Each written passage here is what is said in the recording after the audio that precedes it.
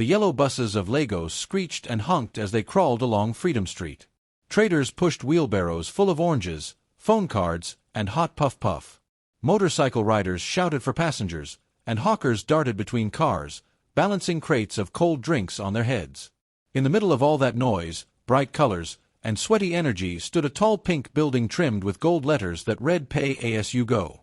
By day it looked almost innocent, just another business among hair salons, betting shops, and pepper soup joints. But everyone on the street knew its true purpose. At sunset, red bulbs above the door flickered to life, and soft music drifted through half-open windows. Men began to arrive the way moths swarm around a lantern. Some came on foot, hiding their faces under baseball caps. Others arrived in tinted SUVs, parking a short distance away so nosy neighbors would not catch their number plates. They greeted the bouncers with quick handshakes, slipped in through the side gate, and vanished behind thick velvet curtains. The brothel was ruled by Madam Iron Lady, a woman whose real name few remembered. She earned her nickname because nothing, and no one, could bend her rules. She was tall, with skin the color of polished brass and eyes that could freeze a quarrel with one glance. She wore fitted Ankara gowns during the day and long silk robes at night. Around her neck hung a single gold chain. On her wrist, an old steel bangle, the only thing believed to be older than the brothel itself, never left her skin. Some said it was a gift from a marine spirit. Others insisted it was just an old-fashioned choice. But even the bus conductors kept quiet when she passed. Her reputation walked 2 steps ahead of her. Inside Pay As You Go, every hallway smelled of roses and expensive perfume. Light blinked from chandeliers shaped like upside-down flowers. The walls were painted soft pink to calm newcomers, and each room carried a woman's name in glowing letters: Desire, Harmony, Pearl, Velvet, and so on. Fresh bedsheets were changed twice a day. Mirrors shone without a single fingerprint. Iron Lady demanded order, and order was what she got. Yet one sign, written in bold red letters above every bedside table, stood out among the silky decorations: "Do not leave with a used condom." The sentence looked harmless, almost polite, but it carried the weight of 1,000 warnings. Men joked about it while dressing, but no one dared ignore it. If a guest even tried slipping a used rubber into his pocket, a pair of broad-chested guards would appear as if summoned by the walls themselves. They would not shout or strike. They simply blocked the doorway until the offending item dropped into the silver waste bin provided. Then they bowed slightly and stepped back. The message was clear: this rule could not be broken. Iron Lady's system ran like a well-oiled machine. Her girls were the finest: slim, curvy, dark-skinned, light-skinned, shy, bold, whatever a customer desired, he found. But those girls never stayed long. Every 3 months, a new batch would arrive in a discreet white van. The older batch, smiling yet strangely silent, left through the back gate with envelopes of cash and instructions never to speak of what they had seen. The constant rotation kept clients excited and the neighborhood gossip alive. Evenings inside the brothel followed a ritual of their own. At 6 o'clock, the first wave of customers arrived. By 8, the waiting lounge, filled with soft chairs and glass tables, was nearly full. Smooth jazz floated through hidden speakers.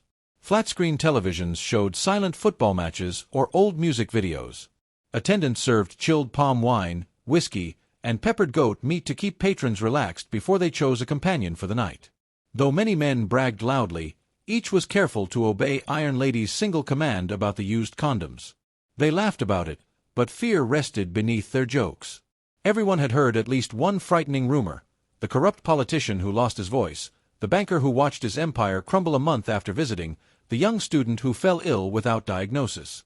Still, pleasure often shouts louder than caution, and the line of eager customers never truly shrank. The bouncers, 2 giants named Boma and Tanko, patrolled the corridors like silent shadows. They opened doors, checked corridors, and ensured rules remained unbroken. Some said they were ex-soldiers. Others swore they used to work for secret cults. Whether truth or lie, their loyalty to Iron Lady was as firm as concrete. When Tanko folded his arms across his chest and stared, even the most drunken guest remembered his manners. Behind every perfect smile and sweet greeting from the girls lay a deeper secret. None of the young women knew exactly why the condoms had to stay behind, but they felt the tension in their bones. During orientation, the house manager, a woman with horn-rimmed glasses called Auntie Kiru, delivered the same speech. Do your job, keep your lips sealed, and never question what happens after hours. Curiosity feeds on trouble. Silence feeds on survival. The newer girls often nodded nervously. The older ones simply looked away, counting the days until their 3-month contract ended. At exactly midnight, when the last visitor left and the gates were locked, an odd stillness settled over the building. The music ceased. The red bulbs dimmed. The house, moments earlier bursting with laughter and clinking glasses, now breathed like a resting animal. From the manager's office, Iron Lady emerged with measured steps. One by one, each girl returned to the lounge, holding small black nylon bags tied firmly. They placed them on a long polished table. No words, no glances exchanged. Iron Lady inspected the knots, then dismissed the girls with a nod. They collected their cash and hurried to their rooms, never daring to look back. What happened next remained hidden behind closed doors. Some nights a faint chant drifted down the corridors. Other nights only the hush of turning pages or the sharp snap of a lighter could be heard. Whatever the ritual, it bound Iron Lady's empire together like invisible thread. Every driver, trader, and student on Freedom Street knew the story's moral even if they pretended not to care. Pleasure may be sweet, but some houses collect a higher payment than money. Yet, night after night, men still queued at the Pink Building, laughing loudly, waving cash, ready to ignore every whispered warning. Madame Iron Lady walked through pay-as-you-go with the slow, certain steps of someone who knew more than anyone else in the room. People in Lagos liked to invent stories, but when it came to her, the rumors never fully died. They changed shape like smoke, yet always pointed to one thing: power that felt older than the city itself. Some said she once lived in Calabar as the housemaid of a feared Dibia, a man who could call spirits the way a fisherman calls birds with crumbs of bread. Under that roof, she polished brass pots and swept dark corridors lit by oil lamps. But late at night she watched the Dibia draw chalk symbols on the floor and whisper into little earthen bowls. He spoke to shadows, promising them favors in exchange for secrets. The girl who would become Iron Lady never forgot a word. Others believed a different tale. They swore she had entered the mangrove swamp on the night of a blood moon, searching for a new life. There, among twisting roots and singing frogs, a marine goddess rose from the water. Her skin shone like wet coral, her eyes as deep as the sea trench. The goddess offered eternal beauty and overflowing wealth on one condition: the woman must collect the life seed of men and present it at a sacred hour each night. Iron Lady accepted without trembling, because she understood bargains were sharper than daggers. Once held, they always cut something. Whether servant or pact-maker, she eventually arrived in Lagos, wearing a single steel bangle on her wrist. That bangle never dulled, never left her arm. Some guessed it was just decoration. Others thought it was a lock on her soul, a reminder of terms signed in saltwater. Years passed, and the brothel grew famous. But the real work happened after the laughter faded. What happened to the contents of those bags? Only rumors answered. Traders swore an herbalist in Ibadan could grind a man's destiny into dust. River fishermen whispered of charms that made rivals' nets come up empty year after year. Every story ended the same. Misfortune always traced back to a careless night at pay-as-you-go. The girls never asked questions. They counted their wages and marked calendars, longing for the day their 3-month service ended. Some left whole, others left pale and thin, but all carried fear in their eyes. They had seen the bangle glow, they had felt the candles burn cold. All over Lagos, brothels glowed under neon signs, each promising pleasure for a price. Yet none carried the strange business model of pay-as-you-go. Men thought they paid for smiles, soft music, and silk sheets, but something else made the brothel special: the secret trade in used condoms. Every 48 hours every night, never a minute late, a black sedan rolled onto Freedom Street. The car's windows were so dark that even daylight could not pierce them. Engine off, the door opened, and a single passenger stepped out. People on the street knew him only as a customer in pay-as-you-go. He was neither tall nor short, neither fat nor thin, perfectly average, the sort of man who could blend into any crowd. He wore a neat gray suit, a narrow tie, and leather gloves even in the heat. No jewelry, no bright colors. Only an old briefcase that never left his right hand. The buyer never entered through the front. Instead, he tapped twice on a hidden metal gate behind the brothel. Boma or Tanko opened without greeting. They had memorized the rhythm of his knock. Inside the service corridor, Madame Iron Lady waited in silence. Between them lay a small steel table. On it sat a large clay pot sealed with wax and a bundle of black nylon bags filled with the night's collection. A single big envelope of crisp Naira notes changed hands. The amount was always generous, more than any customer spent on a girl, but Iron Lady never counted it in public. She slipped the envelope into her robe, nodded once, and stepped back. The buyer lifted the heavy pot as if it were empty, tucked it under one arm, and left through the same gate. From arrival to departure, the entire exchange took less than 5 minutes. Guards bolted the gate, and life in the brothel carried on as if nothing had happened. In a quiet room somewhere far from Lagos, the buyer began his work. First he broke the wax seal on the clay pot. Then he emptied the condoms into a brass basin carved with symbols of eyes, snakes, and spirals. He spoke soft words in an ancient tongue, words that did not sound kind. Palm oil, chalk dust, and ashes from a cemetery fire were stirred into the basin. Finally, he poured everything, rubbers, fluids, charms, into a larger gourd and sealed it tight with fresh wax. This mixture, people said, could steal a man's strength. When buried at the foot of a UV tree, it could lock his fortune underground. When dropped into river water, it could carry away his unborn children before they even formed in the womb.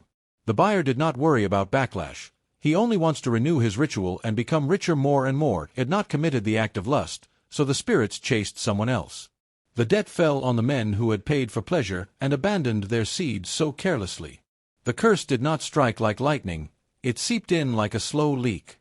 A bank manager who once boasted of overseas accounts suddenly watched his digits disappear, investment after investment turning to sand. A mechanic in Mushin lost the steady strength of his hands, every bolt felt slippery, and customers drifted away.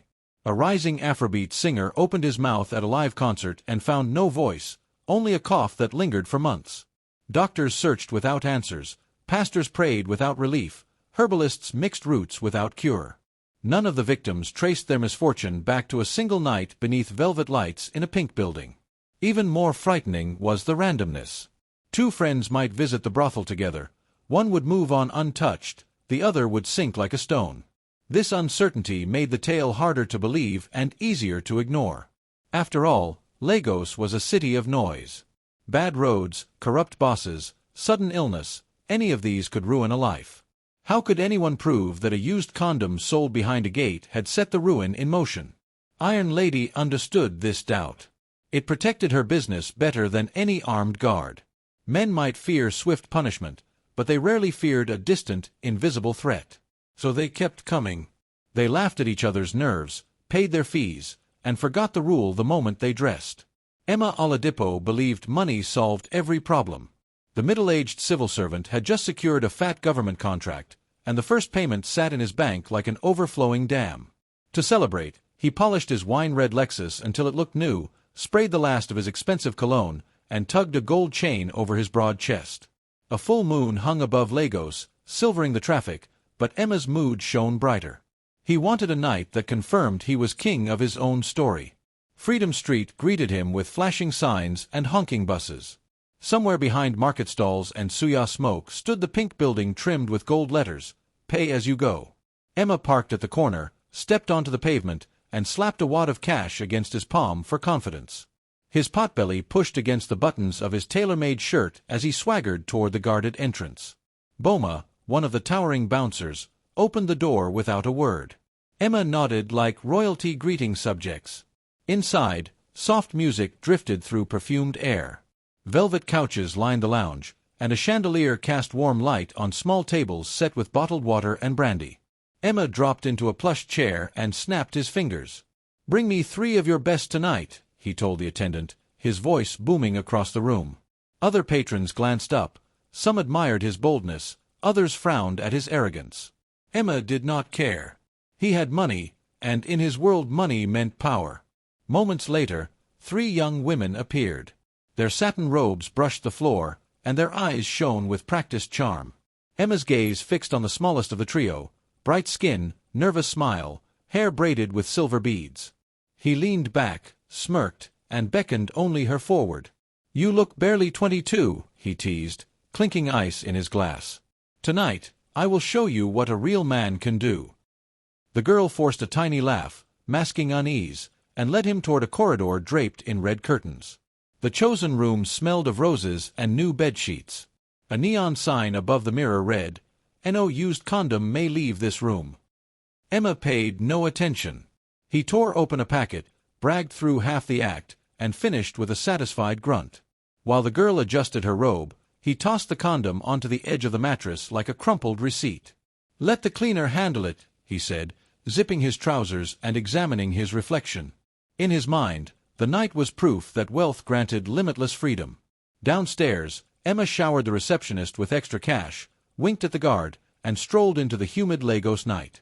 The scent of fried plantain floated on the breeze, and he whistled a high-life tune, convinced the universe itself applauded him.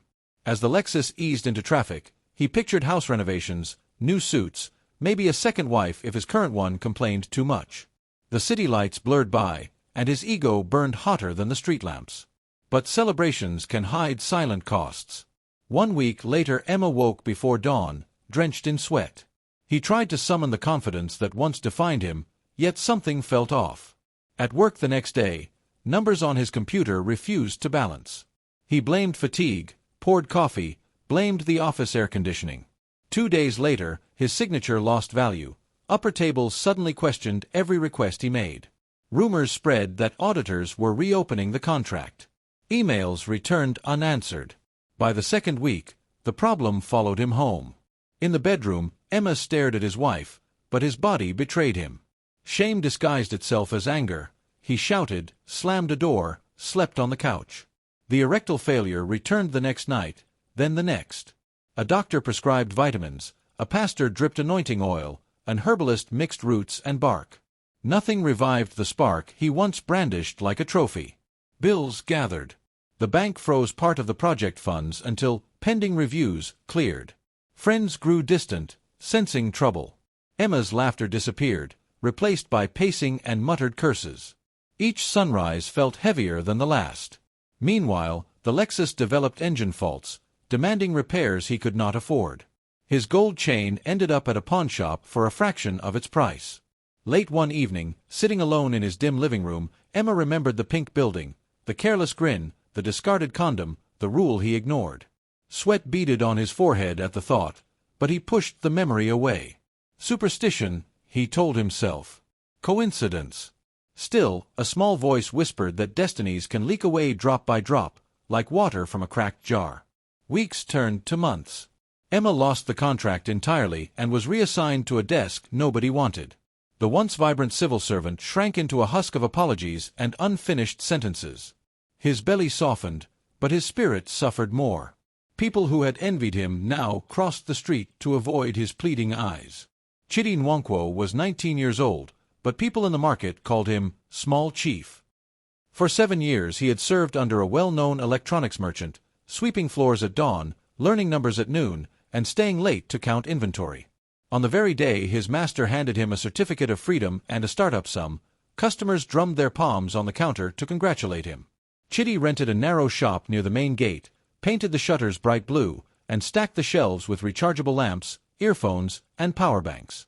He greeted every visitor with a firm handshake and the eagerness of someone tasting independence for the first time. Within 3 months, business soared. Truck drivers stopped for spare phone chargers. Office clerks came for Bluetooth speakers. Even secondary school students spent lunch money on colorful headsets. Chitty never missed dawn prayers. He never ignored profit margins. He wrote each sale in a neat ledger. The market elders predicted he would soon open a second branch. One Friday, his childhood friends arrived from another part of town. They teased him about working too hard and dressing too simply. "Chief, you count money like an old man," they joked. "Tonight we celebrate your success in a place where worries melt." Chitty laughed, but curiosity tugged at him. The friends spoke of silky rooms, sweet music, and girls whose smiles made a man forget tomorrow. After closing his shop, Chitty locked the shutters, tucked the day's earnings into his trouser pocket, and climbed into their car. The streets flashed by, yellow tricycles, billboards, neon lights, until the car stopped on Freedom Street. A tall pink building trimmed with gold letters stood ahead. He hesitated at the gate, but confidence from rising profit whispered that one harmless night would change nothing. Inside, soft red lamps glowed. The air smelled of roses and foreign perfume. An attendant led him down a corridor and opened a door. The girl inside wore a silver dress and a polite smile. Chitty's heart hammered with inexperience, yet excitement drowned caution. The act was quick, fueled by youthful nerves and flattery. When it ended, he adjusted his shirt, thanked the girl, and stepped into the night feeling older and bolder. On Monday, storms darkened the sky, and few shoppers ventured out. Chitty shrugged. Low sales on a rainy day were normal. Tuesday followed with sunshine, but customers drifted past his stall toward cheaper goods. The third day brought a faulty shipment, lamps that refused to charge and headphones with broken wires. Chitty apologized to angry buyers and promised replacements. By week's end, his tidy ledger carried whole columns of refunds. He blamed the supplier, switched distributors, and ran a discount. It did not help. Regular patrons started whispering that his products no longer lasted. A landlord demanded overdue rent he had never missed before. By the second month, the startup fund was gone, and loan officers shook their heads at his repayment schedule. Sleep abandoned him. Each dawn, Chitty forced open the blue shutters, waiting for customers who walked past as if the shop were invisible. He lost weight, his laughter dried up. Friends who once praised his drive now avoided his calls. One evening, he closed early and counted coins on the counter, realizing they would barely cover transport home. A mentor visited, noting the dust on shelves and Chitty's hollow cheeks. He spoke gently. "My son, where did you go wrong?" Chitty had no answer, only the memory of a single night behind red curtains. Shame burned his throat, but he shared nothing. The mentor sighed, prayed, and left him staring at empty racks. Soon, the landlord seized the blue-painted shutters for unpaid rent. Chitty sold remaining stock at giveaway prices to clear a portion of his debt. The once promising boy returned to the market yard where apprentices waited for morning labor, head bowed, certificate of freedom folded in a pocket no longer lined with hope. In marketplaces across Lagos, traders repeat his story before dusk. Success is fragile like a glass cup. Guard it with steady hands. One careless night can smash it beyond repair. Samuel Ikenna was 27, 3 years into marriage, and proud of the life he was building. On weekdays he rose at 5, kissed his wife Amara on the forehead, and joined the long traffic toward Victoria Island, where he worked as an assistant project manager. Evenings were for quiet dinners, streamed movies, and light jokes about starting a family soon. Friends called them the model couple, young, hopeful, always smiling in church photos. One humid Friday, everything slipped sideways. Samuel returned home exhausted, shirt damp from the broken office air conditioner. Amara was already in bed, eyes half closed after preparing stew for the next day. He leaned over, hungry for intimacy, but she whispered, "My whole body aches. Please, tomorrow." Stress and pride collided inside him. Instead of nodding, he frowned, muttered that she never understood a man's needs, and stormed out before she could reply. Outside, streetlights flickered like restless thoughts. Samuel unlocked his sedan and sat for a moment, jaw clenched. He remembered stories from colleagues about a certain pink building on Freedom Street. One quick visit, no questions, guaranteed satisfaction. A reckless spark urged him forward. He started the engine and merged into the midnight traffic of Lagos. Pay as you go glowed ahead, music thumping softly through tinted windows. A guard waved him into a hidden parking space. Inside, red lanterns painted shadows over plush sofas. Samuel's anger melted into nervous excitement. An attendant ushered him down a corridor smelling of rose oil and sweet liquor. Minutes later, a slender woman in a blue silk robe greeted him. He barely noticed the warning sign on the wall or the metal bin placed by the bed. Passion drowned caution. When everything ended, he dressed quickly and left the used condom on the sheets without a second thought. He drove home calmer, convinced the mistake would fade like a bad dream. Amara was asleep when he slipped into bed. In the morning he apologized, bought her breakfast, and made her laugh with clumsy dance steps. The marriage seemed steady again. 2 weeks later, Samuel woke before dawn feeling strangely numb. When he reached for Amara that night, nothing in his body responded. He blamed fatigue, promised himself rest, and tried again the next evening with the same humiliating result. Panic whispered, but he silenced it with internet searches and vitamin tablets. Soon the bedroom filled with quiet tension. Amara asked gentle questions. Samuel answered with jokes until jokes cracked into silence. They visited a doctor, who ran tests and found no clear cause. Herbal mixtures, prayer meetings, even expensive injections followed, each ending in disappointment. Amara's eyes turned glassy with fear and confusion. Samuel's confidence, once loud and steady, crumbled like damp paper. Around the same time, trouble brewed at work. A sudden audit blamed Samuel's department for missing files. Though he was not directly responsible, management needed a scapegoat. Early one Monday, his supervisor called him into a glass office, shut the door, and handed over a termination letter. "Budget cuts," she mumbled, avoiding his gaze. There would be no severance, no references, only a quick escort to collect his belongings. The walk to the parking lot felt longer than any Lagos traffic jam. Emails on his phone piled up, unpaid mortgage reminders, medical bills waiting for approval, messages from Amara wondering why he was late. When she heard the news that evening, her shoulders sagged. Two burdens, financial ruin and bedroom failure, now sat between them like stone statues. Arguments flared over everything: grocery costs, power outages, Samuel's growing bitterness. One night, after another futile medical appointment, Amara packed a small suitcase. Tears streaked her cheeks as she spoke. "I married a man who shared problems, not hid them," she whispered. "I still love you, but I cannot live inside this silence." The door closed softly behind her, yet the echo thundered through the empty flat. Days blurred. Samuel sold the car to cover rent. Former colleagues stopped replying to messages. In church he sat alone, head bowed, while couples held hands around him. Each step felt heavier than the last, as though unseen chains tightened with every breath. In his lowest hour, memories of Freedom Street blazed back: the red lanterns, the perfume, the careless fling, the discarded condom. Realization struck like cold rain: that single act had set off a chain he could never rewind. Regret clawed at his chest, but regret could not bring back health, marriage, or steady work. Tonight, somewhere in Lagos, another husband may pace outside that same pink building, angry after a small household argument. If you are that man, listen. Walk away. Call a friend. Buy flowers. Apologize. Do anything except open the velvet curtain where easy pleasure hides hard consequences. A moment's relief can trade your future, your family, even your very strength as a man. Night settles over Freedom Street like a silk cloth, soft but heavy. Neon signs flicker, buses hiss at potholes, and hawkers shout final prices before packing their trays.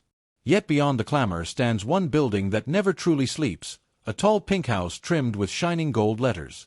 From the outside it looks inviting, almost festive, but inside it guards a bargain older than any lamp or loudspeaker on the road. Every 3 months a white van parks by the back gate. New faces step out, girls no older than early 20s, their eyes bright with hope or at least with determination to earn. An older attendant greets them, hands them silk robes, and leads them through polished corridors to a lounge filled with low music and rose perfume. There she explains 3 simple rules: smile, treat every guest with respect, and never, under any circumstance, question what happens to the black nylon bags given to Madam after midnight. The youngest recruit, perhaps a village girl who left home to send money to aging parents, may whisper to the girl beside her, "Why such secrecy?" The answer comes in a hush: "Do not look too closely." In this place, curiosity is the quickest path to regret. From that moment, silence buys safety. Each evening they apply lipstick beneath chandeliers, slip on high heels, and welcome a steady march of customers who come believing they can leave their troubles on the floor with their clothes. A typical night ends long after rooster calls echo from Tin Can Island. Bouncers sweep the corridors, making sure every man has exited. Then the red bulbs dim. One by one, the workers place Tide packets, symbols of desires spent, on a wooden table at the center of a candlelit room. No chance tonight, only a measured routine: count the bags, seal the clay pot, receive wages, and retreat behind closed doors. Sometimes a girl lingers at her keyhole, tempted to peek at Madam's private ritual, but fear locks her feet. She lies awake listening to faint rustles and the snap of wax seals, aware that each click might be tying someone's fate shut. Outside the brothel, effects ripple slowly, invisibly. They follow men who left feeling triumphant, pockets lighter but egos full. A project collapses without reason. A once strong body grows weak. Plans unravel like cheap thread. The victims blame politics, witch-hunting colleagues, or an evil neighbor pouring sand into their soup. Rarely does anyone trace the rot back to a single evening of pleasure beneath rose-colored lights. Months later, rumors circulate. A promising tech entrepreneur now bankrupt, a politician's campaign dead before it starts, a newlywed husband unable to father children. Each story sounds unrelated, but somewhere on Freedom Street, Madam counts fresh notes and waits for the next bold visitor. The circle continues because broken men seldom confess where they first stumbled. The employees notice patterns even if they cannot name them. Some overhear customers on the phone bragging about new contracts. Weeks later they read in the papers that those contracts vanished. Others recall a proud guest who boasted of twins on the way, only to see him return, cheeks sunken, asking for cheaper services. The girls trade uneasy glances but remain quiet. Their contracts end, new replacements arrive, and the wheel keeps turning. Across Lagos, mothers teach sons to be careful with money, with alcohol, with fast friends. Few warn them about places where a simple act can bind their very essence to someone else's bargain. Yet the lesson is vital. Certain houses do not charge with receipts, they charge with futures. The payment slips out in laughter and sweat, but the invoice arrives later in empty bank accounts, broken marriages, and silent hospital rooms. If you walk down Freedom Street on a humid evening, you might notice a pair of golden letters catching the moonlight. Music will drift out, warm and inviting, promising a perfect escape from whatever burdens you carry. Remember this story before stepping closer. Your earning power, your family's joy, even the strength in your bones, these are treasures harder to regain than any lost wallet. Inside that building, such treasures are traded without your consent, wrapped in nylon, sold for more than you can imagine. Turn your footsteps elsewhere. Call your spouse, drive home, pray, sleep, do anything but hand over what cannot be replaced. Because beyond those pink walls, every drop you leave behind starts counting against you like a hidden debt, and the collector never forgets. Guard yourself. Protect your seed. What feels like a moment of pleasure may purchase a lifetime of loss. Thanks for watching. Tell us where you are watching from, and don't forget to like, share, and subscribe for more interesting stories. I am the best, right?